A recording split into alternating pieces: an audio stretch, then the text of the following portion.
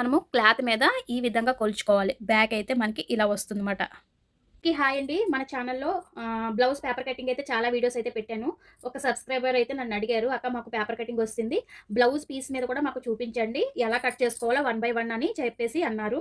నేను బ్లౌజ్ మీద మీరు బ్యాక్ అనేది ఏ విధంగా కట్ చేసుకోవాలనేది మీకు ఈ వీడియోలో చూపిస్తాను.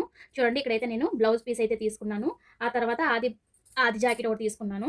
మీకు కరెక్ట్‌గా ఏదైతే సరిపోతుందో ఆ జాకెట్ అయితే తీసుకోండి. సరేనా? సో, ఇప్పుడు మనం ఏం చేయాలంటే చూడండి, చెప్పాను కదా! పేపర్ అయినా సరే, బ్లౌజ్ అయినా సరే చూడండి. ఇవి చూడండి, ఇక్కడ మనకి కుట్టేసి ఉంటది కదండీ ఇటువైపు. బొద్దుపాటు ఏదో అంటారు కదా! సో, ఈ 2 కూడా ఒకవైపే ఉండాలి. ఈ ఒక్క వైపే ఉండి ఇలాగేసుకోవాలి. ఇలా ఏసుకోండి. సమానంగా ఏసుకోండి నీట్‌గా. పేపర్ కూడా మనం ఇలాగే ఏసుకుంటాం కదా! గుర్తుందా మీకు? పేపర్ మీద కూడా మనం ఇలాగే వేసుకుంటాము. అలాగే బ్లౌజ్ పీస్ కూడా ఈ విధంగానే వేసుకోవాలి. కొంచెం ఇలా చూపిస్తాను. ఓకే. చూడండి. ఓకేనా? కనిపిస్తుందా? ఓకే. చూడండి, ఇక్కడ ఎగుడు, దిగుడు ఉంది కదండీ! మనకి సమానంగా అయితే అస్సల లేదు. ఎగుడు, దిగుడు ఉంది కదా! మీరు గమనిస్తే మీకు అర్థమవుతుంది. ఇది స్ట్రెయిట్‌గా లేదు. ఎగుడు, దిగుడు ఉంది. ఇప్పుడు మనం దీన్ని స్ట్రెయిట్ చేసుకోవాలి. ఒక హాఫ్ ఇంచు గాని, పావించు గాని స్ట్రెయిట్ చేసేసుకోండి. ఎందుకంటే మనకి పీస్ అనేది సమానంగా లేదు. ఎగుడు, దిగుడు ఉంది కాబట్టి ఒక లైన్ అయితే గీసేసుకోండి.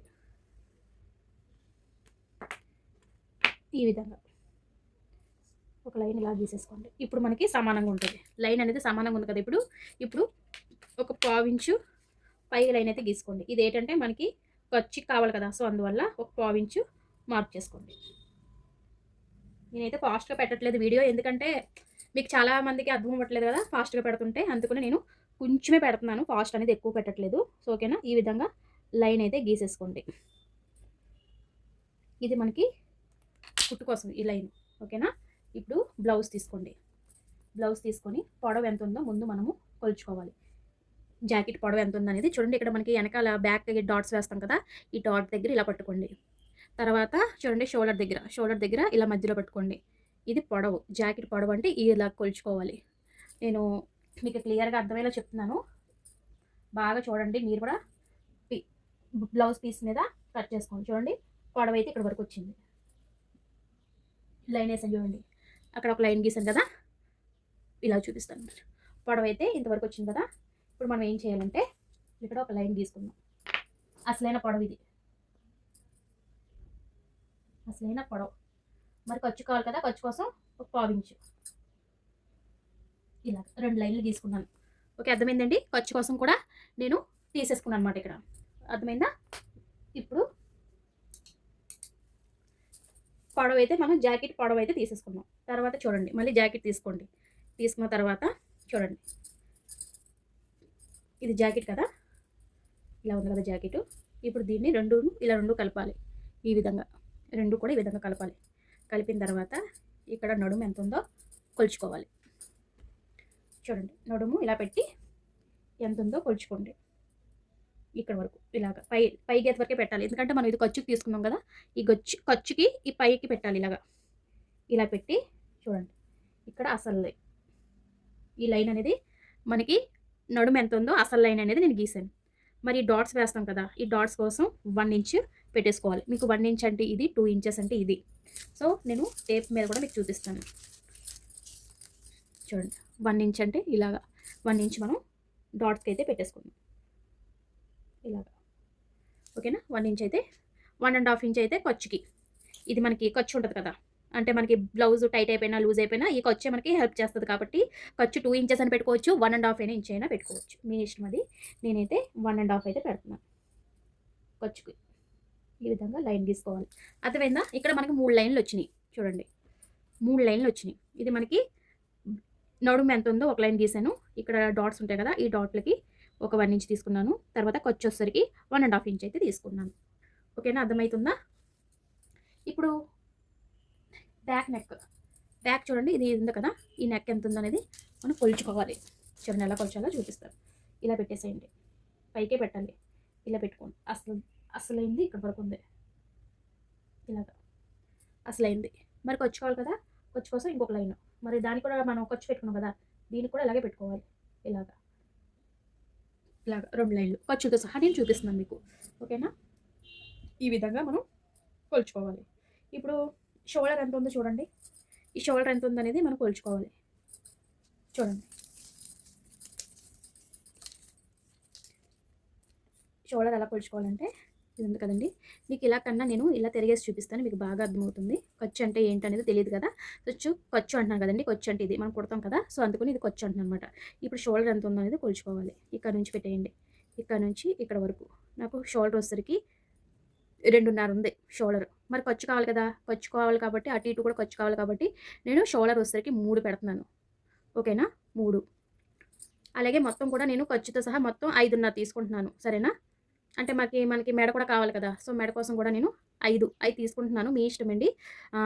6 అయినా తీసుకోవచ్చు, లేదంటే 5.5 అయినా తీసుకోవచ్చు, 5 అయినా తీసుకోవచ్చు. ఓకేనా, కొన్ని 6 తీసుకోండి. 6 అయితే మీకు కరెక్ట్గా వస్తుంది. అంటే ఈ బ్లౌజ్ ప్రకారంగా అయితే నేను 6 తీసుకుంటున్నాను. ఓకేనా, ఇక్కడికి ఇలాగా 6 కొలుచుకోండి. ఇక్కడికి ఇలాగా 6 అంటే ఇక్కడికి ఇలాగా 6 అంటే ఇక్కడ ఒక లైన్ మీకు అర్థం కోసం. దీంట్లోకి సగం 3 అంటే మనకి ఖర్చుతో సహా షోల్డర్ అయితే వస్తుంది. అర్థమైందా మీకు? ఖర్చుతో సహా షోల్డర్ అయితే మనకి వచ్చింది అనమాట ఇలాగా. ఓకేనా, నెక్స్ట్ వచ్చేసరికి మనకి చంక ఎత్తుకోవాలి కదా, సో చంక దగ్గర ఎలాగంటే చూడండి, ఇక్కడ చూడండి, చంక భాగం దగ్గర ఇలా పట్టుకోండి, ఇక్కడ ఇలా పట్టుకోండి. మనకి చంక అనేది ఎంత ఉందనేది తెలిసిపోతుంది అనమాట. ఇక్కడ నుంచి ఇలా పెట్టేయండి. ఇక్కడ మనం డాట్స్కి 1 ఇంచ్ పెట్టా కదండి, ఆ 1 ఇంచ్ దగ్గర నుంచి ఇలా కొలుచుకోండి. ఇలా కొలిచిన తర్వాత చూడండి, కుట్టు దగ్గర ఒకటి, కుట్టు పైన ఒకటి ఖర్చు. అందుకని మీకు 2 లైన్లు వేస్తున్నాను నేను. అసలైంది కుట్టు ఇది. మరి ఖర్చు కావాలి కదంటే మనం కుడతాం కదా, సో దానికోసం ఇంకొక ఎగస్ట్రా 1/4 ఇంచ్ తీసుకుంటున్నాను. అలా కొలుచుకోవాలి. ఓకేనా, ఇప్పుడు ఒక స్కేల్ తీసుకోండి. ఈ 2వ లైన్ దగ్గర నుంచి మనకి ఇక్కడ నుంచి ఇది ఉంది కదండి షోల్డర్, ఇక్కడ మనం లైన్ అయితే గీసుకున్నాం కదా ఖర్చుతో సహా, ఆ లైన్ నుంచి ఇలా లైన్కి వచ్చేసి ఈ లైన్కి కలపండి. మీకు ఇలా ఈజీగా అర్థమవుతుందని నేను చెప్తున్నాను. ఓకేనా, ఈ లైన్కి ఇలా కలిపేయండి, ఇలాగా. అది చూసారా, మనకి చంక అనేది వచ్చేస్తుంది. తర్వాత ఇక్కడ మీరు 3 అయినా పెట్టచ్చు, 3.5 అయినా పెట్టచ్చు. అంటే బ్యాక్ నెక్ డీప్ని బట్టి నేనైతే 3 పెడుతున్నాను. బ్యాక్ నెక్ 3 పెడుతున్నాను. ఇప్పుడు పెట్టండి చూడండి. ఇప్పుడు ఈ లైన్కి ఆ లైన్కి షోల్డర్ దగ్గర నుంచి లైన్ గీసేయండి, ఇలాగా ఇలా రావాలి. ఓకేనా, ఇలాగా. ఇది కూడా మనకి 2 లైన్లు వస్తాయి, ఎందుకంటే కుడతాం కదా మనము, ఇలాగా కుడతాం కాబట్టి ఇలాగా 2 లైన్లు తీసుకుంటాం. అలా కుడతాం కాబట్టి మీకు ఇలా ఖర్చులా చూపిస్తున్నాను. అర్థమవుతుందండి మీకు? బ్యాక్ నెక్ అనేది మీకు అర్థమవుతుందా? ఇలాగా ఇక్కడ మనకి 1 ఇంచ్ ఆమ్ రౌండ్ అనేది తిప్పాలి. 1 ఇంచ్ ఇలా 1 ఇంచ్ ఇలా పెట్టేసుకొని ఇక్కడ మార్క్ చేసేసుకోండి. ఇక్కడ నుంచి ఇలాగా రౌండ్ చేయాలి, ఇలాగా 1 ఇంచ్ దగ్గర నుంచి. తర్వాత ఇక్కడ చెప్పాను కదా ఖర్చు, మీకు ఇలాగా గీస్తే అర్థమవుతుంది. ఇది మనకి ఖర్చు, ఇలాగా ఇది మనకి ఖర్చు వస్తుంది అనమాట. ఇక్కడ మనం రౌండ్ అయినా పెట్టుకోవచ్చు, లేదంటే పలకైనా పెట్టుకోవచ్చు, మీ ఇష్టం. రౌండ్ అయితే ఈజీగా ఉంటుంది, రౌండ్ పెట్టేసుకోండి, ఇలాగ రౌండ్. ఓకేనా, అర్థమైందా? ఇక్కడ మనకి డాట్స్ వస్తాయి అన్నమాట. ఇక్కడ డాట్ అనేది మన షోల్డర్ ఎదురుగుంటా తీసుకోవాలి. షోల్డర్ ఎదురుగుంటా డాట్ అయితే తీసుకోవాల్సి ఉంటుంది. ఇక్కడ మీ ఇష్టం, 3 అయినా పెట్టుకోవచ్చు, 4 అయినా పెట్టుకోవచ్చు. మన డాట్ని బట్టి మనం డాట్స్ పెట్టుకోవాలి. బ్యాక్ అనేది ఫస్ట్ డాట్ ఎలా ఎంత ఉందో మీకు కొంచెం చూపిస్తాను.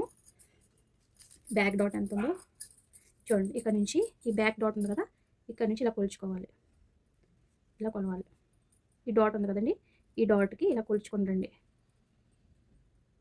4 ఉంది నాకు, డాట్ వచ్చేసరికి 4 పెట్టారు. సో ఇక్కడ నుంచి 4 నుంచి పైకి ఇలాగా.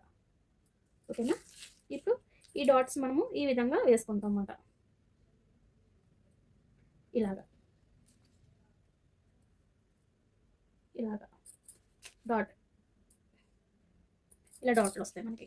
ఓకే, అర్థమవుతుందండి? ఇది మనకి బ్యాక్, ఇలాగా మనం కొలుచుకోవాలి. చూసారా, బ్యాక్ అయితే చాలా ఈజీగా వస్తుంది. అర్థమైందా వీడియో మీకు బ్యాక్ అయితే అర్థమైందండి? ఒకవేళ అర్థం కాకపోతే చెప్పండి, ఇంకా నేను క్లియర్గా చెప్పడానికి ట్రై చేస్తాను. ఓకేనా, ఇప్పుడు మనం కట్ చేసేసుకుంటే సరిపోతుంది. బ్యాక్ అయితే ఇలాగ మనము కొలతలతో చక్కగా ఈజీగా కట్ చేసేసుకోవచ్చు అన్నమాట. ఇంకా నెక్స్ట్ వీడియోలో ఫ్రంట్ కూడా మనం ఎలాగా కొలుచుకోవాలి, ఎలా కట్ చేసుకోవాలనేది నెక్స్ట్ వీడియోలో చెప్తాను. ఫస్ట్ అయితే మీకు బ్యాక్ అర్థమైందో లేదో నాకు కామెంట్ చేయండి. అర్థం కాలేదు అక్క అంటే నేను మళ్ళీ ఇంకా ఈజీగా మెథడ్‌లో నేను మీకు చూపిస్తాను. ఓకేనా? ఫస్టు ఈ ఈ బ్యాక్ అర్థమైందో లేదో నాకు కామెంట్ చేయడం అసలు మర్చిపోవద్దు.